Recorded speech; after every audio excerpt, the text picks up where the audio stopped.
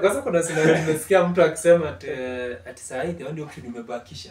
Wewe aenda uonge mama mboga.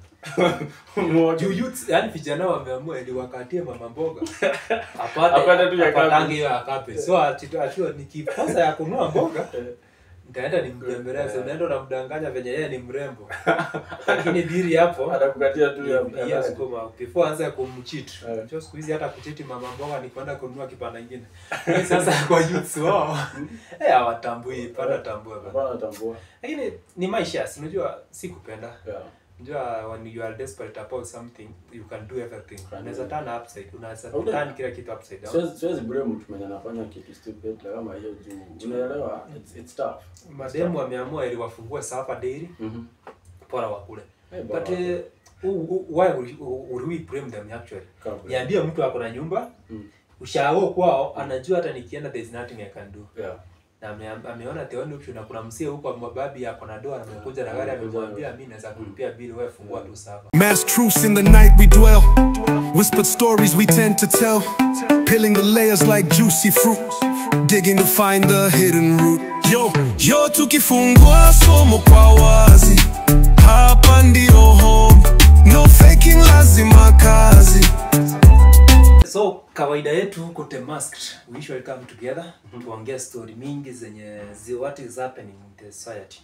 Hatuna limitation, hatuna story at in specific tunaongelea ina hii, but we really appreciate. So it is our 11th episode actually. Hatuchenda mbali sana, but we are making a progress.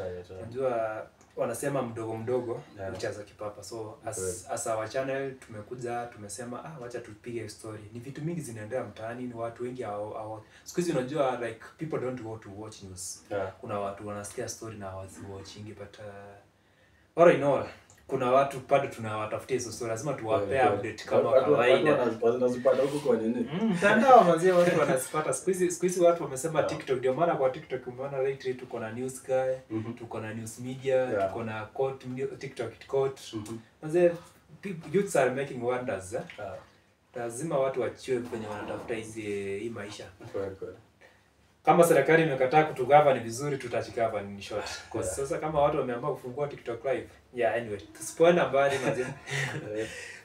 We shall go what's trending. So tukianza huko highest update ni story ya Cairo. So umeona kijana wetu mimi sina few sana lakini the guy is trying his best, but anasema watu wanamfuata kila kona. Unaongelea ati hiyo story bure. He is trying. The guy is suffering.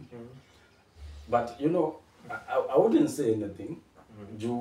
If you listen to the side of the story, the two side of the story, side ya Cairo, side ya Clement, na story ya watu. Na story ya watu. So tuko na story tatu. Tuko na story tatu, you don't know. Watu wako hapa wanasema Cairo wako na kiburi. Mara Clement alikuwa na sijui anakutumia. I don't know. So kuna wale watu wana support Cairo, kuna wale watu haters wa Cairo, na kuna wale watu wao sisi tunafuata flow. So ile yenye mtu anasema Cairo ni mpoa lakini bado kama ni shida wacha atiando mwenyewe. Ajalo tu mwenyewe. So far nimeona akisema ati mimi niko koti sasa sitoki. Amesema atoki. 2 million board. Amesema hizo zitoa.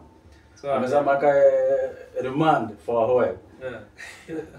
Anasema because people are coming out, a lot of people are coming out wakisema gari sijui nilikuitisha huyu chai deliver. So amesema watu wote wachileta sasa wamalize hiyo kesi waanze follow. So lakini ni kama kesi ni mingi. Unajua issue ile ikianzia ile time tukiona ile msee wa kwanza yeye amejitokeza akisema aliweka order gari kakuja kakari claimed by the company. So I thought maybe ni huyu mtu alipatikana. Kumbe so far kesi ni ya I think imeenda kama kesi ya 7. Kesi ya 7. Manze amekimbishwa ile mbio yenye tukue tuna expect. On his tweet alikuwa anasema the same ready. Mwenye alimshika January. Ndio the same ready mwenye. Anamfuata mpaka sasa. Ati yako na high impact kuko kwa DCI, so wanaenda kumfuata. Sana. So do you think kuna, unajua mimi usually think naona history after kuingilia government, unajua after amepata pesa aliamua na yeye akaanza kuingilia government ile rights of Afrika huko, na yeye alianza kujingisha mambo ilianza hapo. So probably ni government tu inamsupport achina well, ni ile hawataki kuja direct waseme sisi hatutaki hizo kampuni zako. Ndio wanasema to kill a man just kill his business. So do you think wanafanya hiki kitu kumumaliza kisiasa? Unajua there's a problem here. The fact that hii job ni partnership. Na Kailo anatumika kama brand ambassador. The Kayan Car. Lakini si kampuni ni yake. Si yake. Hata si previous okay, kuna history yenye kwa nani akikaa interview na eko hiyo timu wa Afrika akimuita Fikirani akisema at the beginning it was a partnership until they broke up the partnership. Sasa kila mtu akaanza ku scandals kafuata climate akaenda koti nini ndio akaenda akaamua kuamsha hiyo kampuni yake Kailo. If at all that right now anajaribu kujamsha yeye mwenyewe. Sasa unaona hapo sasa ni watafinywa kabisa. So wanamfinya kumfinya. Akienda kwa moyo tu kidogo na finywa tu anarudi chini. That's why at this time ame give up, anasema sasa jitokezeni tu nyinyi wote. Tumalize hii story wacha. Ameamua attack story later. Nikiamua usinifuate tena. Lakini unajua it's not a wise decision though pia. Ukisema ukae ndani sasa utulie, what if it will take months, years? Unajua one day in an office change makes a lot. So saya amesema amefungwa wiki mzima means the business will not going normal. 2 million bond. Lakini pia hiyo pesa si kidogo. Unajua kama gari mbili. Ni kama gari mbili. Of which na saya ana customers. Sasa watu we go with trust. The moment tunasikia scandal kama ya Shiko, tunasema nichikute. Sasa twende hapo sasa kwa Shiko. I don't know what I would say but Shiko na story zake hazieni normal. Let me say we think different. Kwanza the guy mwenye anatoa 430k aende akuwe driver sijui Mauritius zama wapi. Hiyo ya hii story trending, the story ya migration. Migration. Bado pia hiyo ndio nimeiti kwa hii trends kutoka jana nimeona kwa news watu wakishikwa, kuna watu wameattack, wamestorm hizo ofisi. Hiyo demo anaitwa huyo. So pia I think for Kenyan pia youth tumepant in short. So the reason why I'm saying tumepant, why should you hata kama tuko desperate for getting a job, like it's like most youths love the idea of being employed more than employing themselves. So because ikifika extent yenye mtu utaamua niuze shamba 300,000 niletea mtu anirink for a job yenye sijui ni the kind of job. Because unaona mtu kama mtu anasema nilifika huko nikiexpect nitaenda kufanya hoteli, then nafika huko naingia na mchengo. Then unakuwa stranded ama unakaa stranded unarudi. So why don't people see the fact that you can sit down, structure your 300,000, fungua hata biashara ya kuuza githeri. Hata kama pesa the income is small, but I think it's the best wise idea. Pata hiyo kidogo utosheke kuliko kuenda kutry something that's not, because there's a probability mtu maybe kama alitumia hiyo pesa kumrudisha atafungwa na hakuna kurudisha hiyo pesa. So mmefunga kampuni, pesa utarudishiwa. Why are you going as a person? Watu watachinyonga. Depression itakonga juu utapata umespend almost everything you had. Lakini mambo ni moto sahi. Pia kuna sasa one of the story pia trend. Shiko squeeze hata imetulia lakini biashara is not normal. Shiko Western ndio the Reddit merchant ready yule mwenye alikuwa anauza vitu za China. Apparently people are saying anauza vitu fake. Vitu unaona mtu anasema nimeona TikTok hiyo demo, kuna demo mwenye mpaka shika amemstaki. Wewe akisema alinunua blender ikafika kwa nyumba akawasha hivi ikawaka moto. So do you think is it the problem of Shiko ama ni problem with our organization hizi zenye zinafanya check the quality of things to Kenya? If at all the government was functional, tuko na hizi na carefree ama hizi zenye zinafanya standardization of goods and services. I think hizo those companies. So singekuwa functional at all, hakuna venye vitu zitaingia kwa country kitu yenye mnajua hii kitu si poa. So which means they are not functional, because how come mtu anapitisha vitu from China anafikisha Kenya without them being checked. Yeah, living that way. Pia kuna hii dhana ya mtu umeona ndio wa Kenya pia tutwe pia sisi wajinga. Mtu amepost amesema nilioda nikafail. Vitu zote nikaibiwa. Still people are going on giving orders. Do you think Shiko ndio mbaya ama ni sisi wabaya? Shiko si mbaya. Sisi ndio wabaya. If kama nimekuibia na bado mwingine anaona nimekuibia na akuje nimuibie. Anything kutoka kwa broke. Unajua Shiko ameshatoka kwa broke. Na kama watu wanunua. Anashatoka kama unasikia ati hizo vitu ni fake na bado unaanza kununua because they are cheap. Unaona? Watu wanapenda vitu cheap sana. So I wouldn't blame Shiko. Pia watu ndio wamekimbilia vitu cheap. Hakuna mahali utamsu. Siku kucha kwa mfuko wako nitoe pesa. I just posted. Mimi nimepost kitu. If it's your idea to know that I need this cheap. Ni kama kusema mimi ni mtu wa mtumba. I usually go to Gikomba nipike kitu ya 200. Na kuna mtu atapata the same thing na 20,000. It's my idea. Mimi ndio nilisuggest niende kununua kitu ya 20,000. So for the side of Shiko ana makosa. Anyway, tuachane na hiyo story pia. Juu huko Kenya nao Kenya sasa ni kumoto. The story nyingine ya parliament nani anafutwa? Justin Muturi. So apparently the president himself came front saying he was an incompetent officer. Do you think it is the matter of incompetence that is being tested ama kuna issue behind that? I would say it's a matter of incompetence. It's a matter of diplomatic. The guy was just trying to get justice for people who were kidnapped. So hiyo issue yote in short imetokana hapo na hapo umesikia watu wote hata mo politicians saying that huyo mtu anafaa afutwe, hakuna fanya kuingilia government uko ndani. That at his own son has been abducted. So was him blame? So lazima angekuja unajua wanasemanga mtu ameumwa na nyoka ndiye anajuanga shida. So anajua hiyo kitu fenye ilimpeni. Hakulala usiku mzima kutafuta kijana wake. So lazima angekuja front and asema this is a bad idea. If the government is involved they need to stop that. So but sasa what are they hiding now that wamemfuta? Hawajatuambia ukweli na wamemfuta.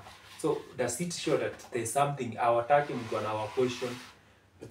Like they just need a straightforward person atawataki ile mtu anakuja kuwa question na waambie hii kitu unafanya ni baya. Mtu atanyamaza tu. Wanataka mtu ukiona hawa watu wameangushwa. They wanted him to go and support the families by saying the government will do something about it. Like the government is trying na it is not trying. Sasa aliona tu acha tu niongee tu ukweli. Juu sasa nikikuja ni wadanganye. I was there and I know how I felt.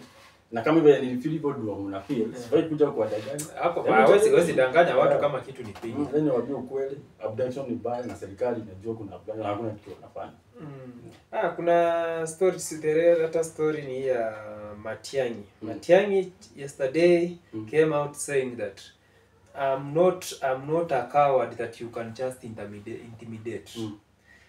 If you are talking about cases, wacha tuamshe cases ya Musando, tuamshe ya ICC, tuamshe ya Yara Stewart, then tuone ni nani ako na cases 11. I'm going to be a president 2027 by morning. That's the story yenye Matiang'i alisema. For the first time tumemwona ameamua kusema ako kwa parrot. Anataka kuuliza. In short, the statement was just projected to Ruto. After Ruto kusema ati Matiang'i amefanya hii kuna crimes zenye anafaa akaripotiwe. Na yeye amekuja akamwambia I'm not going to be intimidated anymore. Pia kuna case to raise cases zote basi tuone nani ako na mingi. So it's getting hotter. I think I like where this is going. It's going better in short. So sisi unajua kama Wakenya tumetulia. Na mambo ni mingi na mambo inaendelea kuchemuka day and out. Na I like the youth's progress. Kama Mefriko huko tuko kuna these guys wenye wanapost mtandao sana. Boniface Mwangi as an activist. I think they are making people realize that things are not the same. People are coming out speaking for themselves. Sai watu hawaogopi, like youths are saying no more. Like this case that was trending in town, huyo mtu wa bodaboda alikuwa anarasiwa na watu wa Kanjo. I think people have started talking for themselves. Hakuna ile yenye unaficha unasema kama umenikuta kama mbaya. Kama mbaya. umeamua tupigane tuende. Kaenda People are ready to die. That's the reality. Yeah. Like kama history ya Marani Kisii, umeona vijana wamesema no more killing for the youths. Umeshoot vijana mkisema ni they are suspected criminals. Where is the proof? And who gave you the authority to kill? Yeah. Mmeua sawa, tumewaletea hiyo miili weta. Tuambie next ni nini? Polisi wakajaribu kuchukua hiyo mwili kwa familia, wakakimbishwa. People are saying no more. Kama tuwe wote, upaki muongoze serikali yenyewe. Anyway, things are so confusing and very hard to get or to understand. Yeah. Nimeongea sana kama host. Hatuchajua beside. So what do you think it's new in Nairobi? Maisha ya Nairobi kwa je, unajua beside kuongelea real life ya trending, tunataka kujua mtu maisha na kuchukua aje. Youths are complaining, man. Yeah, they are complaining. People are trying to make some cabbage. You know, it's cabbage. Yeah. Mtu anasema nipe 5 bob ya cabbage. Ya cabbage. It's getting tough. It's really tough. Yeah. Unemployment rates ziko juu. Say you can't go to look for a job and get, you will suffer. Kazi haziko ni short. Ukiapply unagongwa kwanza, it's matter of lazima ulipie. So watu wamesema no more kuoa. No more kuoa. Hamtaki kuoa, msema mapenzi ni ya dunia. Yeah. Like I don't really blame youths. I think we are in a point where the youth have to think outside the box. Yeah. It's high time they think of the box, because if you are told wewe unategemea an office job, yeah, you are going to suffer. Utada mshahara rudisha mshahara sasa huku piga tu haso yenye iko wewe fanya kenye inapata bora kule, bora ukule, ulipe rent, kesho wake up tomorrow and then maisha inaendelea day in day out. Lazima tuendelee na life. But sio mbaya. I like the way youths wanachituma. Yeah. Wacha surrender. They will never surrender. Lakini mimi nilikuwa nakaa hivi mpaka najiuliza, I wish you hata tunaoa. Sasa hii unakucalculate mambo ya kama Pampers. Au unasema tano tena man. People are feeling pregnant. Nishoti watu walikuwa kitambo tulikuwa tunaogopa ukimwi, siku hizi watu wanaogopa mimba. Hata beside hiyo unajua wanasema beside the only thing which wanaogopa ni marriage sahi. Hawaogopi kukufa, they don't fear anything. Nishoti kitu sahi mtu unaogopa peke yake ni mimba na kuoa. Like bringing somebody into this world, you don't have a prayer for it. Msikia sahi hata rafiki yako anaweza kutext akwambia nipe accommodation. That's the reality. Mtu anakuambia anaweza kuja tu unioe wani huyo. At least apate ya cabbage. Hakuna kitu kingine anafanya. Things are not easy na hakuna. I don't think kama they are going to get better anytime soon.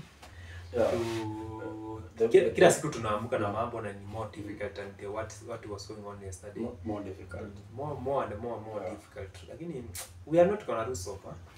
We can never do that. Ni tuamue tu tuseme life itaendelea.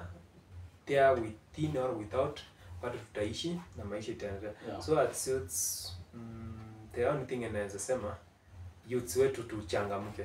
Wewe fanya kenye unaweza fanya kwa upate ya cabbage na usitake as much as life sad, try as much to avoid crime. Then don't be desperate. Usikuwa na desperate. Ita come to, as long as you're doing the right thing, it just continue doing that right thing. Itakuja. Juu kesho yako iko wapi? Yeah. Though atukuna bali umeandikiana na kodi atunaogopa. You just work hard. The fact that people are doing some crazy deals these days. Ati mara uende huku sijui utapata job mahali pengine mahali pazuri unatoa pesa. Huku anazo lakini sijui kwenye zimetoka ama ni kitu umeuza. Ukapata 400,000 ukuje upeane ati wewe upate job mahali. Then iende ikosekane urudi sasa utarudi kukaa wapi kama ni sababu uliuza. Hiyo sasa ndio tena shida. Huwezi kufai kukaa desperate hivyo. Hiyo desperation ndio imefanya watu wanafanya tunaona watu wanakoniwa. To conmans they are always opportunistic. They wait when you are down. Ile wanajua wanakuja hasa option. Wanakuja wanakupigisha deal hata hiyo siku huwezi lala. Unaweza fanya kila kitu yenye unaweza to get 30 deposit ulipe ndio uende kwenye unataka. Mtu akuja kuambia ati nikupe 200,000 nataka upeleke hii bag mahali fulani. Na nimekulipia ya ticket. Umepewa ya ticket alafu sasa accommodation inakaa 5 star. Unapiga hesabu nini maisha yangu mbele nyuma sijapata hata hii 100k. Asubuhi nimekula ugali na cabbage akapasa na mchumvi. Kuna ile unajua tukiwa wadogo kuna ujinga tulikuwa tunafanya ile yenye unaleta maji unaweka chumvi alafu unakula nayo kitu. Sasa tulikuwa tunafanya kama ujinga kumbe inakuja na kwa huku liani.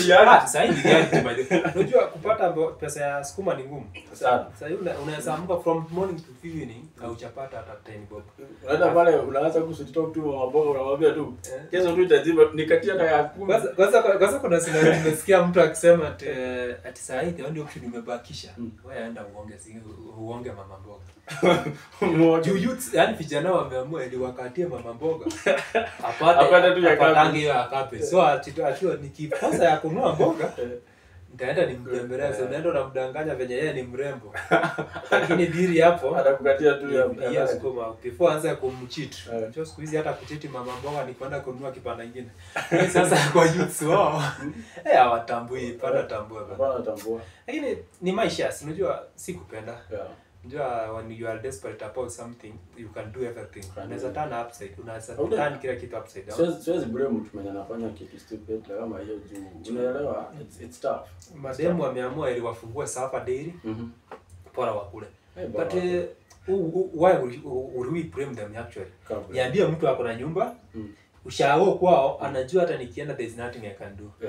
Na ameona the only option na kuna msee huko mababi yako na doa amekuja na gari amemwambia mimi naweza kulipia bili wewe fungua tu Safa. Hata utafanya? Utafanya. Actually that's what is raising the LGBTQ. Because hata vijana wamesema hata mimi sina kipusia kuuza wacha niuze mkundu. Na watu wana theasi spin fact. Hakuna kitu option wako nayo hapo. So bila mtu anakaa hivi anasema we it's tough. Ni D for dust. But unakaa na mtu plot moja lakini gari zile zinasimama hapo hivyo. Usidanganye. Yaani unaona kama ni bangi imefunguliwa hapa lakini si uongo. Unajua sasa mtu hawezi ishi hivyo. Mimi hata siwezi blame mtu sana. Siwezi blame. Juu sasa mtu utakula nini? Utakufa depression ni real. Eli ukufe ugonjwa kuliko ukufe depression.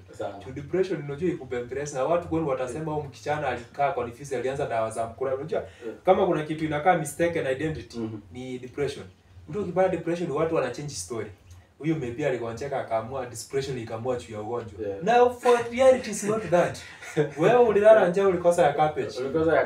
Usingizi haikuji kijana ukafikiria ukasema the only option hapa ni kuchinyonga. But mtu amepiga hesabu yake akasema mimi nimekosa kitu ya kula niko na kasura kidogo hapa kanya Mungu alinibariki. Sasa nikatumia tu anakimbia huko ako Tinda, kwa Nairobi women, kuna Nairobi escort. Amepiga post picha zake vizuri anaenda photoshoot na ile mia alikuwa amebakisha ya last money. Anaenda apigwe picha 200 then anaenda arushe kila account Telegram wako.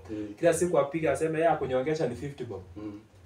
That's anakupata ya cabbage. Juu unajua hata ukimtuliza hapo mwambie usifanye hivi ati it's a priority. Utamulisha. Uweze mletea chakula kwa nyumba yake. Hata akwambie kama akuuliza kwa nyumba una miziko. Utamdanganya huko. So the only way kitu amebakisha anapakisha the last shot. Maybe hiyo ndio angalia watu kuna nyako kuna beside nyanyako alisema alitolewa hiyo street na kuna juu nyako. Nyako. Si alitolewa hiyo kinembe ilimfikisha macho. So mimi okay I'm not encouraging immorality but sometimes people lack option.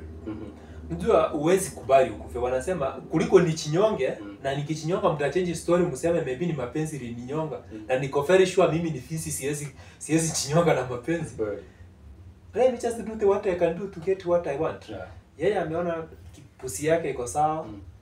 Let her do what the fuck she need to do.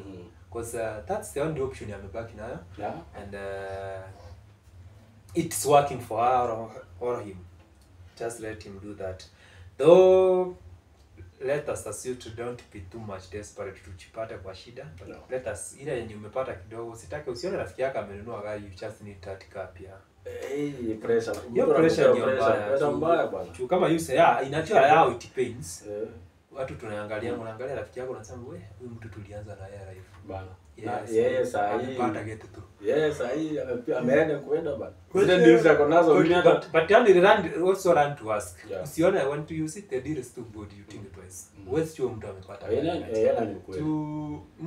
What are you using? Mtu anakuja anaenda unaona mtu ameenda amefanya amepigwa mkundu kwa asi, amepigwa asi vizuri, amenuliwa gari anakuja anakuambia I was trading forex. Kina wanasema ndugu unless ni mtu umeona akitrade hiyo forex ikimlipa tena story yale akiacheza forex. Who said what forex tumestrive si ati lakini mtu ananunua gari na forex uongo.